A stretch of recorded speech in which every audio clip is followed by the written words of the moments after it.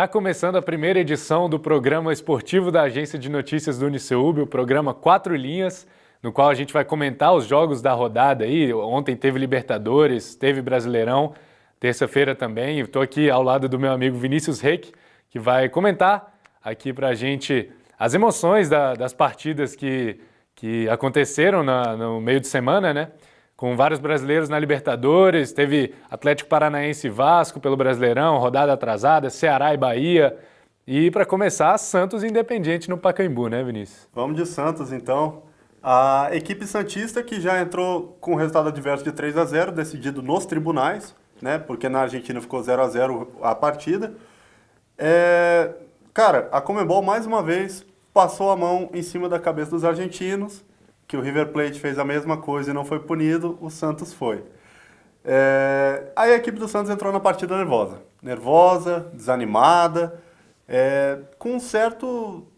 Assim, não tinha mais condições psicológicas de fazer um resultado daqueles. A torcida tentou abraçar a equipe, marcou presença, fez uma festa muito bonita no começo da partida, mas não deu. A equipe do Santos não conseguiu jogar bem, não conseguiu mostrar seu futebol, que o Cuca ainda não encontrou a equipe ideal, além de toda essa situação.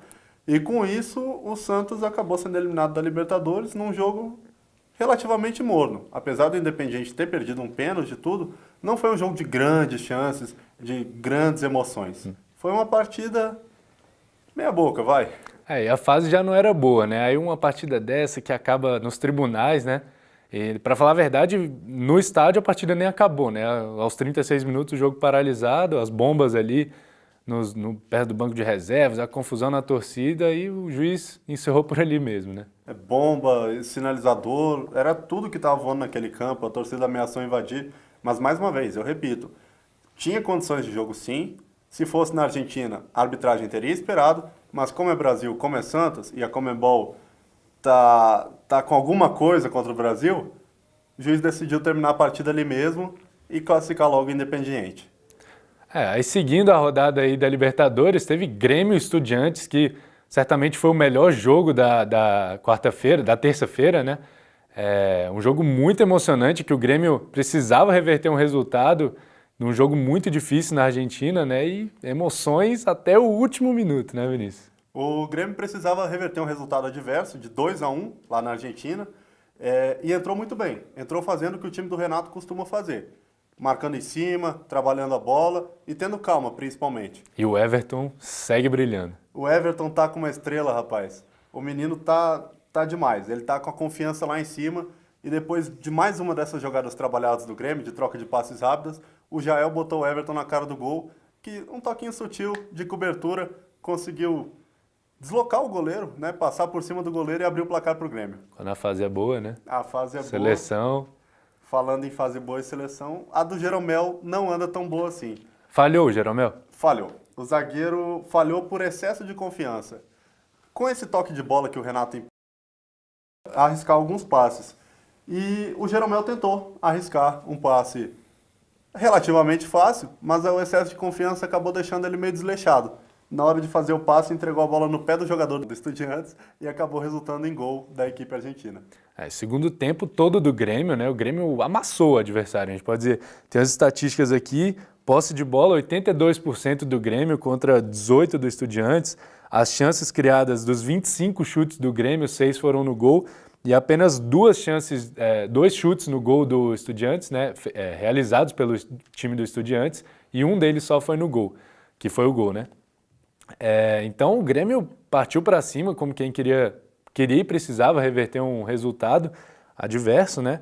E foi para cima só que assim, aos 17 minutos do segundo tempo, o Estudiantes tirou um lateral para colocar mais um atacante, sendo que até então o jogo 1-1, o placar ainda era do Estudiantes, né? O que você achou dessa substituição? Você acha que pode ter sido aí que o Estudiantes perdeu a linha do jogo e entregou para o Grêmio?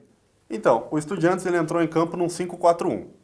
A partir do momento que você é muito pressionado, o treinador sentiu que uma hora ia bater e uma hora ia furar a defesa dele. O que ele pensou? Vou matar esse jogo no contra-ataque. Mais um gol do Estudiantes era adeus pro Grêmio dessa Libertadores. Ele tirou um lateral e abriu um dos seus zagueiros na lateral, manteve a equipe defensiva, só que acabou botando um atacante de velocidade para puxar um contra-ataque. Ele saiu do 5-4-1 para um 4-4-2. Às vezes parece, ousou demais, mas não. Ele fez o certo, buscou o contra-ataque, buscou matar o resultado, não conseguiu e no final foi punido, né? O Grêmio foi para cima durante toda a partida, pressionou, não se omitiu, vários jogadores, inclusive o próprio Luan, que vinha sendo muito questionado pela torcida, ele realmente acordou, jogou muito bem, distribuiu o jogo, cadenciou a partida e o Grêmio terminou o jogo com 6 atacantes em campo. Um deles tinha que fazer o gol, o Alisson acabou fazendo e levando a partida para os pênaltis. O Estudiantes tentou essa pressão aí, mas o que eles não contavam era com a boa fase do Kahneman, né? O Kahneman absoluto, não perdeu uma ali atrás. Tirando o gol que foi um vacilo pontual do Jeromel, eu diria, né? Uma infelicidade dele ali, mas o Kahneman, absurdo, né? É a melhor dupla de zaga do Brasil. E enquanto um não faz uma partida tão boa, o outro compensa. O outro faz uma partida 2 vezes melhor. E foi o que aconteceu com o Kahneman, que engoliu todo o ataque do Estudiantes e até por isso também foi convocado para a seleção argentina, né? O cara tá jogando muita bola. Então, seguindo a rodada aí, agora trocando de campeonato, passando para o Brasileirão, teve um jogo de uma rodada, um jogo atrasado da 15ª rodada entre Atlético Paranaense e Vasco. Aí aquele jogo meio morno, no primeiro tempo meio sem muitas chances para os dois times, né? O jogo foi às 7h30, foi a estreia do Alberto Valentim. O que você achou, Vinícius? O Alberto ele vai chegar com um pouco de dificuldade. Nenhum treinador que tem passado pelo Vasco nos últimos anos consegue encontrar um padrão para essa equipe. Porque o Vasco está vivendo essa crise financeira, como todo mundo sabe, e não consegue manter um elenco assim. Muitas vezes um cara se destaca, já é negociado com a Europa ou até com outro clube brasileiro, que o Vasco já não está mais nem vendendo seus jogadores tão caros. Exemplo, Matheus Vital, Madson, que saíram esse ano. Pedrinho, né? O Pedrinho não, Paulinho. Paulinho, que foi para o Bayer Leverkusen também. Alberto Valentim vai ter muito trabalho. Ele que saiu de um Botafogo que também era limitado e encontrou uma boa maneira de jogar. O Botafogo vinha tendo boas apresentações e até bons resultados. Acredito que ele tem capacidade para fazer o mesmo na equipe do Vasco, mas vai demandar um pouco de tempo. E o curioso é que o Alberto Valentim passou um período muito curto no Egito, né? Aquele time que está investindo em jogadores brasileiros, o Pirâmides, né? Passou 3 jogos apenas durante o campeonato lá do Egito, só que foi demitido porque tentou uma escalação do Ribamar ali, que é o atacante brasileiro, que o presidente, ou um dirigente, não sei muito bem, não queria, e ele cobriu a escalação, continuou escalando o Ribamar e aí acabou sendo demitido, né? O Alberto Valentim insistiu na escalação do Ribamar, mas o presidente da equipe não gostava do Ribamar. O Ribamar foi, no terceiro jogo do Alberto, fez 2 gols e mesmo assim o Alberto foi demitido. E o Ribamar está sendo emprestado para outro clube egípcio agora. Coisas que acontecem no futebol africano, né, em geral. Bizarrices como essa. Aí quarta-feira, antes da rodada da Libertadores, né, dos jogos decisivos, também teve outro confronto, né, um confronto nordestino dessa vez. Lá no Presidente Vargas, em Fortaleza, Ceará e Bahia se enfrentaram. Um jogo daqueles desesperados, né? O Ceará que fez do Presidente Vargas um caldeirão. O Lisca doido chegou na equipe, abraçou a equipe, falou para a torcida: vamos abraçar esse time porque esse time tem mais para dar. Levou os jogos do Castelão pro Presidente Vargas, um estádio mais acanhado, aquela pressão. E vinha conseguindo muito bons resultados o Lisca. Ele chegou, vitória atrás de vitória. Era uma equipe que, às vezes, até não vencia, mas também não perdia mais. Porque o Ceará vinha perdendo demais e por isso era o lanterna. Chegou um momento que tinha só 8 pontos no campeonato e a gente estava no final do primeiro turno. Agora o Ceará conseguiu uma boa reação, já saiu da lanterna do campeonato. Só que ontem, num confronto de desesperados, o Ceará amargurou sua segunda derrota seguida, porque já havia perdido para o São Paulo no final de semana. 2-0 para o Bahia ontem, numa boa atuação da equipe do Bahia. Anderson Moreira chegou lá, também instalou seu plano de jogo, reconheceu as limitações da sua equipe e falou: vamos jogar defensivamente. Foi o que aconteceu ontem, mesmo contra o Ceará, que não é uma equipe tão forte. O Anderson botou uma equipe mais defensiva e jogou nos contra-ataques. Deu certo. Um gol de bola parada e um gol no contra-ataque final de jogo, matando a equipe do Ceará. Contra-ataque rápido, por sinal, né? Aquela bola, visualmente parecia o gol do Robben. Não parecia um gol do Robin, só Parecia. que um pouco mais para a direita, né? Foi ali entrando na área, brigou um pouco com o zagueiro e conseguiu tirar do goleiro num chute rasteiro e forte ali. Se deu bem, o Bahia vai crescendo no campeonato, né? Agora, voltando para a Libertadores, os jogos das 9h45, né? No Mineirão, Cruzeiro e Flamengo se enfrentaram no que seria o placar mais difícil de reverter, né? O Flamengo tinha uma dificuldade imensa, porque perdeu o primeiro jogo no Maracanã, né? Jogando em casa, perdeu por 2-0 do Cruzeiro, e aí o Cruzeiro foi para o Mineirão com uma facilidade maior, ou seja, administrar seria o plano inicial do Cruzeiro, né? E o Flamengo tinha que ir para cima, né? Tinha que tentar todas as suas forças ali, apesar de que eu achei estranho, Vinícius, o Barbieri não levou o Uribe, sendo que a fase do Henrique Dourado não é das melhores, né? E o outro que seria o centroavante reserva é o Lincoln, e o Lincoln tem 17 anos, né? Por uma decisão desse porte, talvez não seja a melhor opção, né? O Barbieri errou em não levar o Uribe. Henrique Dourado não consegue repetir suas atuações dos tempos de Fluminense.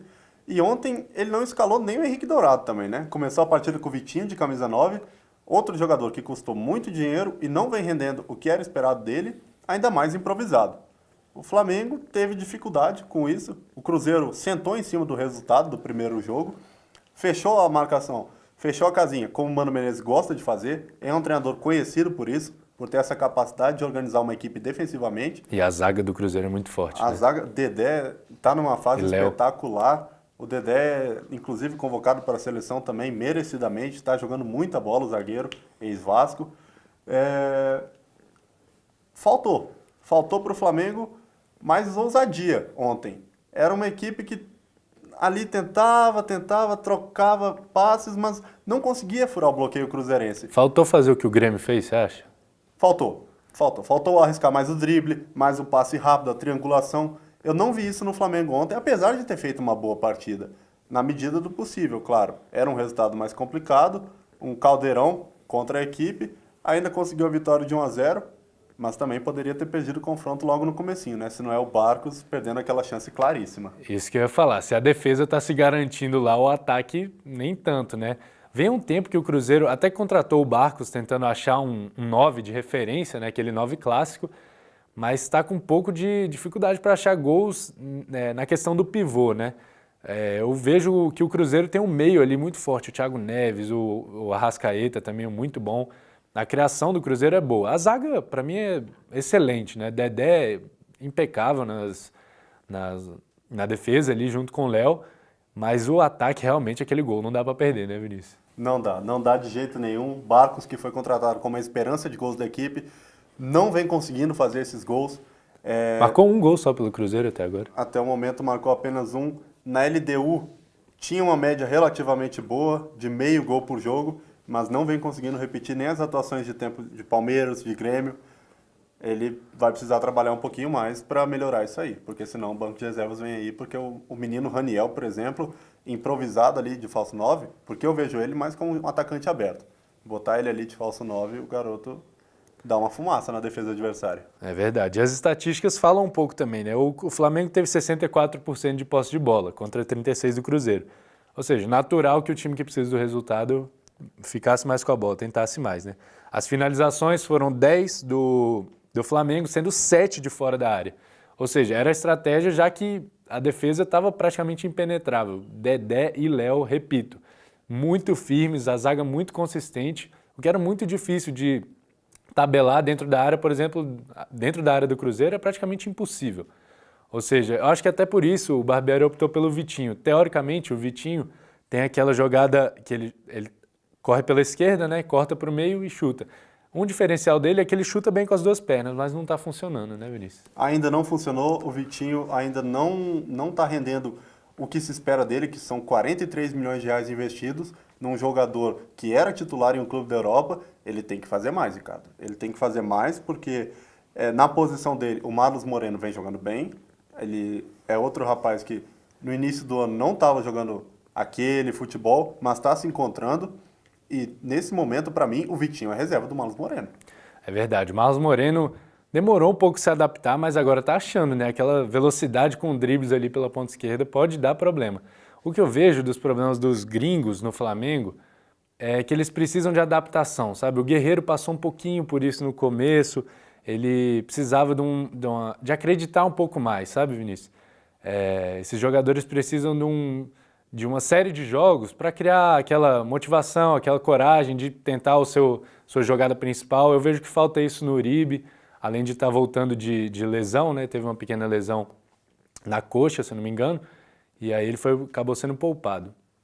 Agora já não dá mais para discutir se foi errado ou não a escolha do Barbieri, né? Agora passou, o Flamengo volta as atenções para o Brasileirão e para a Copa do Brasil, porque não, está muito bem, semifinalista contra o Corinthians, e fica aí a surpresa porque Paquetá e Cuéllar podem desfalcar pelo Flamengo, né?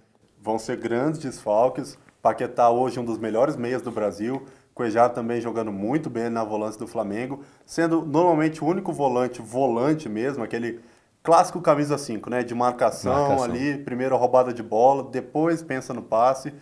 Vai fazer falta pro Flamengo, sim. Do lado do Corinthians é possível que o Fagner perca também, né? Essa decisão, mas isso são coisas que estão por vir aí nas decisões dos clubes, com a CBF, dos amistosos que virão aí do Brasil, né? Brasil, Estados Unidos e Brasil e El Salvador, né? El Salvador. A gente vai ter toda a repercussão aqui no programa Quatro Linhas também. E seguindo aí com a rodada da Libertadores, mais um jogo emocionante, né? Corinthians e Colo-Colo, lá na Arena do Corinthians, em São Paulo, decidiram mais uma vaga para as quartas de final. Mais uma vez o Corinthians eliminado de uma Libertadores nas oitavas de final. Nas últimas 9 participações, a equipe corintiana foi eliminada em 7 nas oitavas. É uma maldição para o Corinthians. Ele só não caiu nas oitavas em 2012, naquele famoso episódio do Tolima, e 2013, então, que ele foi campeão. Mas tirando isso, o Corinthians não consegue passar das oitavas de final. Mais uma vez eliminado em casa também. A Arena Corinthians, ela parece que ainda não tem aquele espírito de mata-mata. Não tem aquela coisa que a torcida, ela marca a presença, ela empurra o time, ela tá lá apoiando. Mas tem alguma coisa ali que não faz o fator casa ser tão relevante como é para outros times. Ontem, mais uma vez, isso aconteceu. O Corinthians, que fez uma boa partida, pressionou o Colo-Colo. Chegou um gol de pênalti, né, com o Jadson. Logo cedo, inclusive. Mas aí depois acabou levando um gol numa falha de marcação, né? O Barrios, no meio dos dois zagueiros, conseguiu desviar de cabeça e empatar o jogo e fazer o Corinthians precisar de mais 2 gols. Então, o Corinthians tem que rever isso aí. O fator casa do Corinthians ainda não é tão forte assim. E o próprio elenco do Corinthians não é o mesmo do campeão brasileiro aí, né? Aquele time que tinha o Renato Augusto, tinha o Jadson, tinha o Jô, né? Várias peças que saíram aí e fazem muita diferença. Eu vejo que o Corinthians, eu acho que eu poderia dizer até que está num segundo escalão agora, né? De elenco. Não está disputando como disputaria em alguns anos atrás, né? Não, o elenco do Corinthians sofreu realmente um desmanche. E o pior, na era Tite, o desmanche era de 6 em 6 meses. De 6 em 6 meses, o Corinthians a China ia lá, vendia 2, 3 jogadores, o Tite que se virasse para conseguir reposição. Deu certo, né? Campeão brasileiro, inclusive. Chegou o Carille com um elenco mais limitado ainda que o do Tite, conseguiu também ser campeão brasileiro, sofrendo desmanche também, né? Mas o Osmar Loz não vai conseguindo fazer isso, não vai conseguindo fazer com que a equipe corintiana tenha o mesmo futebol que já teve tempos atrás. Muito por conta do elenco limitado, é verdade, mas também me parece que o Osmar Loz ainda não está pronto para ser um treinador de uma equipe de um nível tão alto. Ele que as experiências dele como treinador foram principalmente como auxiliar, interino, muitas vezes, no Internacional, por exemplo, ele já fez isso, agora no Corinthians vinha fazendo também, foi efetivado, porque a diretoria corintiana achava que ali encontraria seu novo Carille. Uma renovação, né? Apostando de novo, né? Apostando, não encontrou, e o Corinthians chega um momento que tem que começar a rever esse negócio de treinador e talvez trazer alguém mais experiente para comandar um elenco que não é tão calejado assim. Falando sobre treinador, você acha que Cuca e Osmar Loz têm possibilidade de cair? O Cuca não seria tanto pelas atuações do Santos, seria pela declaração que ele deu após o jogo, comentando que a diretoria santista errou, que o Santos errou, nesse caso Sanches.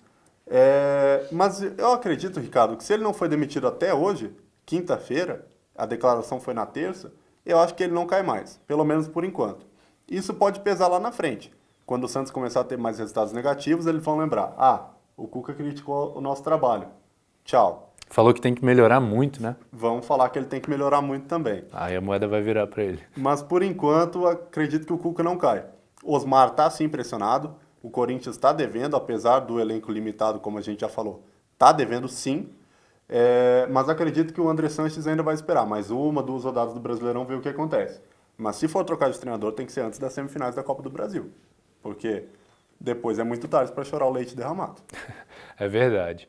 Então, rodada encerrada da Libertadores, os classificados aí foram o Colo-Colo contra o Corinthians, né? O Cruzeiro também passou, teve também o Clássico Argentino, né? Que talvez seja oportunidade para um próximo programa. River e Racing se enfrentaram, o River acabou descolando uma vitória por 3-0 lá no Monumental, uma vitória que dá moral, né? Para a sequência do campeonato.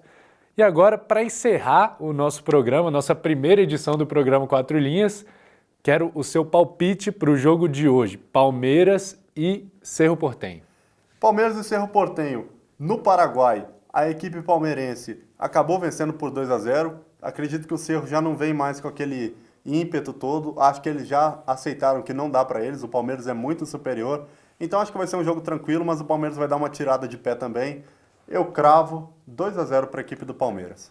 Tá, e vamos ver o resultado de hoje. O Vinícius cravou 2-0. Espero que dê sorte esse palpite para a gente poder continuar mantendo esse quadro, né, no nosso programa. E vamos encerrando por aqui essa primeira edição, né? Vamos fazer esse programa sempre após a rodada de jogos, né? Seja Brasileirão ou Libertadores do meio da semana, que geralmente acontece terça, quarta, às vezes até quinta-feira. A gente avalia na segunda-feira os jogos que aconteceram no fim de semana, né? Sábado, domingo, às vezes alguns acontecem segunda, infelizmente a gente não vai poder comentar, mas esses aí ficariam para o programa de quinta-feira. Então, até mais, muito obrigado por assistir até aqui. Estamos de volta segunda-feira com a avaliação da rodada do Brasileirão. Tchau, tchau.